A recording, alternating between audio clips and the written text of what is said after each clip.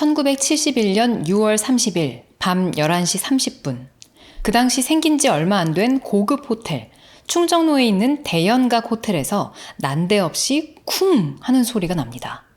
일하고 있던 직원들은 이게 어디서 나는 소리인지 온 호텔을 뒤지기 시작하는데요. 잠시 후 호텔에 경찰이 도착합니다. 무슨 일로 출동한 걸까요? 테러? 아니면 건물 어디가 무너진 걸까요? 그날 밤 과연 이 호텔에서 무슨 일이 생긴 건지 알아봅니다. 안녕하세요. 알고 싶은 이야기 제이입니다. 실제 사건 사고는 물론 스릴러 영화, 드라마, 그리고 책 스토리까지 차분하게 이야기해드립니다. 오늘은 1970년대에 실제로 있었던 사건에 대해서 말씀드릴게요. 오늘의 이야기 시작합니다. 전남 순천 출신의 21살 A씨는 8남매 중 막내딸로 태어나 사랑을 많이 받으면서 자랐다고 합니다. 단정한 외모에 공부도 잘해서 서울에 있는 덕성여대에 입학하게 되는데요. 이 당시 여대에는 메이퀸이라는 걸 뽑는 행사가 있었습니다. 지금은 없어졌는데 메이, 5월, 퀸, 여왕. 그래서 5월의 여왕이라고 불리는, 말하자면 대학교 내에서 뽑는 미스 코리아 같은 개념으로 보시면 될 것 같은데요. 용모가 단정하고 품행이 바르며 아름다운 여학생을 뽑는 그런 행사인데, 지금 보면 조금 이상하게 느껴질 수도 있지만 그 당시에는 이 메이퀸으로 뽑히면 신문에도 나고 그랬었나 봅니다. 이게 이대에서 처음 시작됐던 것 같은데, 이 메이퀸 선발 자격 규정이 꽤 까다로워요. 학점 평균이 3.0 이상이어야 되고 품행이 단정한데 활동적인 지도자 자격도 있어야 된다라고 하고요. 체격 조건도 있습니다. 이게 21세기 시선으로 보면 조금 웃기지만 키가 160cm 안팎이면서 균형 잡힌 체격미와 교양을 심사한다라는 이야기도 들어 있습니다. 아무튼 A씨도 덕성여대 메이퀸으로 선발되면서 언론에 얼굴을 비추기도 하고, 또 실제로 그만큼 매력적이고 아름다운 분이었을 테니까 주변에서 인기도 아주 많았을 것 같은데요. 그렇게 순천에서 서울로 올라와 야무지게 대학 생활을 하고 있던 A씨. 1971년 6월 30일, 그날도 학교에서 하교하는 길이었습니다. 기말고사가 있었던 날이었다고 해요. 친구들과 함께 정문을 나서는데 어떤 남자들이 차를 대고 A씨를 기다리고 있었어요. 이들은 당신의 친오빠가 기다리고 있다라고 이야기하면서 A씨를 차에 태우고 어디론가 가는데요. 그것이 그녀가 학교를 나선 마지막 길이 되고 말았습니다. 그들은 A씨를 데리고 어디로 갔을까요? 그들이 A씨를 데리고 간 곳은 호텔 나이트클럽이었습니다. A씨는 사실 이 장소가 처음 온 곳은 아니었어요. 예전에 친오빠랑 친오빠의 친구랑 같이 왔었던 곳입니다. 이 A씨의 친오빠는 당시 코스모스 백화점이라는 백화점에서 양품점을 하고 있었어요. 70년대 개점 당시에 이 코스모스 백화점은 아주 비싼 명동 땅에 떡하니 세워진 최대 규모의 백화점이었다고 합니다. 이 코스모스 백화점 양품점에서 일하는 친오빠한테는 동업자가 있었는데요. 27살의 E씨였습니다.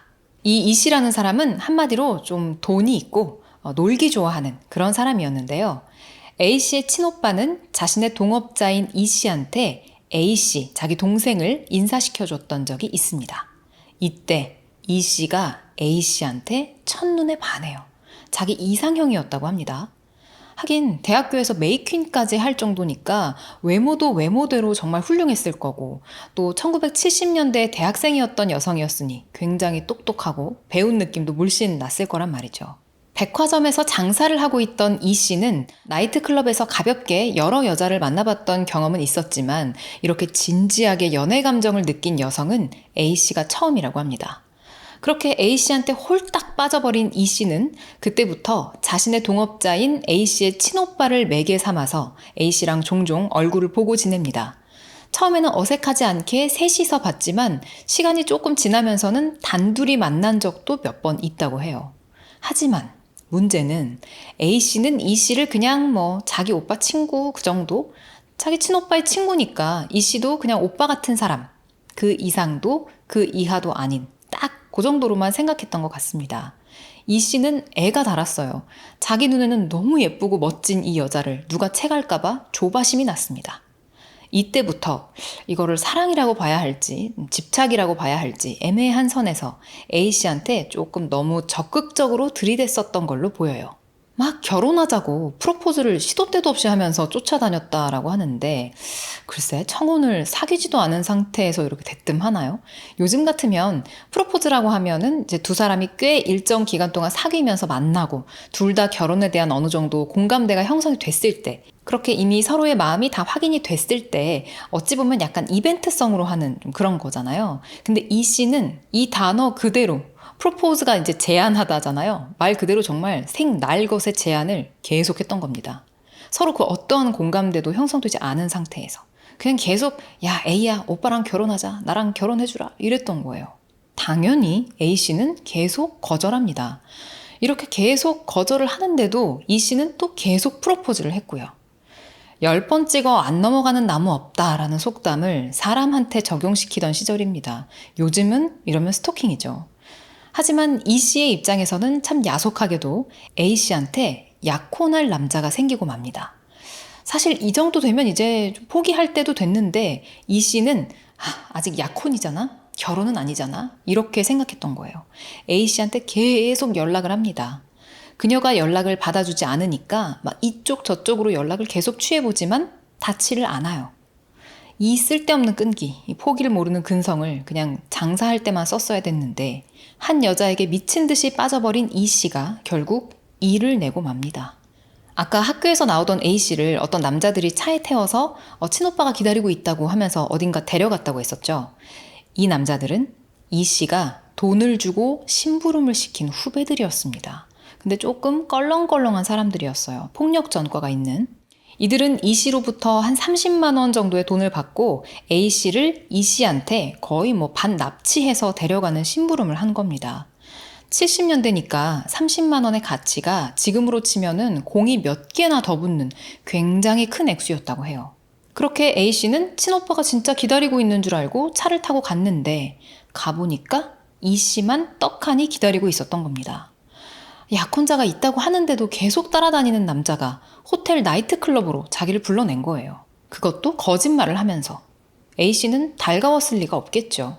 E씨는 그러거나 말거나 지금이라도 마음을 돌릴 수 없겠냐고 A씨를 막 설득합니다. 내가 더 행복하게 해주겠다 막 이러면서. 근데 이렇게 불러서 설득하면 원래도 자기한테 마음이 없었고 지금은 다른 남자랑 약혼까지 한 사람이 그래요? 그러면 그럽시다. 오빠랑 결혼할게요. 이럴 줄 알았던 걸까요? 당연히 A씨는 또 거절을 합니다. 100번 양보해서 정말 후회를 남기지 않도록 자기 나름대로 최선을 다해서 대쉬한 거였다라고 얘기를 하려면 여기까지가 마지노선이었습니다. 이 이상으로 가면은 이제 정말 범주가 되는 건데 이 씨는 여기서 그만 참지 못하고 그 선을 훌쩍 넘어가 버리고 맙니다. 아까 돈을 주고 심부름을 시켰던 그 후배들이 A씨를 강제로 엘리베이터에 태워서 호텔 17층 객실로 끌고 갑니다. 이날 E씨는 이 호텔 객실 2개의 방을 예약했거든요. 하나는 자기랑 A씨가 있을 방, 그리고 또 하나는 이 후배들을 대기시킬 방. 이 정도면 처음부터 범죄 계획을 짠 거라고 봐도 이상하지 않을 정도인데요. 호텔방으로 강제로 끌려 들어온 A씨는 아마 화도 나지만 좀 굉장히 무서웠을 것 같아요. A씨한테 E씨는 여기서 또 그놈의 청혼을 합니다. 이걸 3시간 동안이나 계속했다고 해요. A씨가 듣고 싶어서 듣고 있었을까요? 여기 3시간이나 있었다는 건 못 나가게 강제로 붙잡고 있었다는 얘기입니다.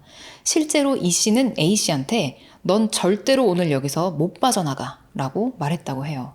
처음에는 막 결혼해줘 이렇게 간청을 하다가 나중에는 이게 뭐 청혼일지 협박인지 모를 정도로 막 테이블도 걷어차고 하면서 폭력적인 모습까지 보였다고 합니다. 사랑이 집착이 되고 집착이 폭력으로까지 번져가는 모습인데요. 평소에 이 씨는 A 씨한테 수도 없이 청혼을 했지만 A 씨가 나는 결혼 상대로는 뭐 외교관이나 교수 정도를 생각하고 있다 이런 식으로 말하면서 은근히 자기를 좀 무시한다는 느낌을 받았었다라고 진술을 했어요. A 씨가 자기가 대학생이라는 프라이드가 상당했기 때문에 백화점에서 장사하는 자기를 무시하는 것 같았다라고 하는데 이게 그 어떤 것도 정당화시킬 수는 없지만 어쨌든 뭐 이 씨 본인 혼자서는 그렇게 느꼈다고 합니다. 이 씨는 또 A 씨도 자기를 좀 좋아하는 것 같은데 고백을 하면 도망가 버리고 또 고백하면 또 도망가고 이런 그녀의 콧대를 꺾기 위해서 호텔로 데려갔다라고 나중에 진술을 하는데, 이것도 전형적인 스토커들의 착각이죠. 너도 사실은 내가 좋잖아. 속으로는 날 기다리고 있잖아. 이런 거. 정말 그랬다면 다른 남자랑 약혼을 하지 않았겠죠. 그리고 이때는 시대가 여성의 정조가 중요시되던 때였기 때문에 결혼 전에는 남자와의 잠자리 뭐 이런 것도 좀 조심하고 그랬다고 하는데, 이 씨는 이런 걸 이용하려고 했대요. 실제로는 둘 사이에 아무 일이 없었어도 나랑 얘가 호텔방에 하룻밤 같이 있었다 라고 하면 에이 혼사길 막혔다, 다른 남자한테 시집가긴 글렀다 하고 자기랑 어떻게 잘 될 수 있지 않을까? 조금 강제적이긴 해도 가능성이 생기지 않을까? 뭐 그렇게 생각했다고 합니다. 사실 아무 일도 없어도 라고 전제를 깔면서 강조하기는 했지만, 이 씨는 그 아무 일이 될 행동을 실제로 시도하기도 합니다. A 씨를 겁탈하려고 했던 거예요. 이 씨 본인 주장에 따르면 자기가 이제 너무 적극적이고 강압적으로 결혼하자 하니까 A 씨가 잠깐 오빠 나 물 좀 떠다 달라고 하더니 자기가 물 들어간 사이에 창문을 열고 뛰어내렸다고 합니다. 그 말이 정말일까요? 이유는 아직 명확하진 않지만 어쨌든 그녀가 그날 밤 11시 30분 대연각 호텔 17층에서 추락사한 것만큼은 분명한 사실이었습니다. 맨 처음에 말씀드렸던 것처럼 호텔에서 쿵 하는 소리가 났고 직원들이 이 소리의 진원지를 찾아서 돌아다니는 사이에 경찰이 온 거예요. 그런데 경찰은 이걸 어떻게 알고 온 걸까요? 신고를 받고 온 거였습니다. 누가 신고를 했냐면 이 씨 본인이 신고를 했어요. 제 여자친구가 투신 자살을 했습니다. 이렇게 신고를 했다고 합니다. 이 씨가 유일하게 그날 밤 그 방에 A 씨랑 단 둘이 같이 있었던 사람이기 때문에 우선은 이 씨의 진술에 의존할 수밖에 없었습니다. 경찰의 초동 수사가 조금 아쉬웠던 지점이에요. 경찰은 이 사건을 투신 자살로 봤습니다. 하지만 가족들이 크게 반발해요. 아니 학교도 열심히 다니고 잘 지내던 아이가 왜 갑자기 자살을 하겠어요. 더구나 오늘 기말고사도 보고 왔고 약혼할 계획까지 잡혀 있는데. 검찰 측도 의문을 제기합니다. 아무래도 스스로 뛰어내린 것 같진 않다. 왜냐하면 A씨의 허벅지에 흉기에 찔린 상처 같은 게 발견이 됐고 목이 졸린 흔적까지 있었기 때문이에요. 그렇게 갑자기 뛰어내릴 동기도 석연치 않고요. 이 당시 신문에서는 정조를 유린당할 위기에 처하자 투신했다 이런 기사가 나기도 했다고 합니다. 1970년대입니다, 여러분. 이걸 감안하고 들어주세요. 결국 이 씨는 살인 및 강간치상 혐의로 구속됩니다. 검찰 조사 3일 만에 범행 일체를 자백하는데요. 호텔방으로 끌고 갔다가 흉기로 찌르고 목을 졸라서 살해한 후에 자기가 직접 이 쓰러진 A 씨를 밖으로 던졌다고 진술합니다. 너무 끔찍하죠. 그때 썼던 흉기는 잭나이프였는데 이것도 바깥으로 던져버렸다고 합니다. 그런데 아까 들으셨다시피 경찰이 초동 수사를 투신 자살로 결론 지었기 때문에 수색을 제대로 하지 않아서 이 잭나이프를 찾지 못해요. 정확한 물증이 없는 거죠. 바로 이것 때문에 재판이 지지부진하게 여러 번 계속해서 열리게 됩니다. 피고 이 씨의 변호사 측과 검찰 측이 아주 치밀하게 각자의 논리를 세워서 공방을 벌이는데요.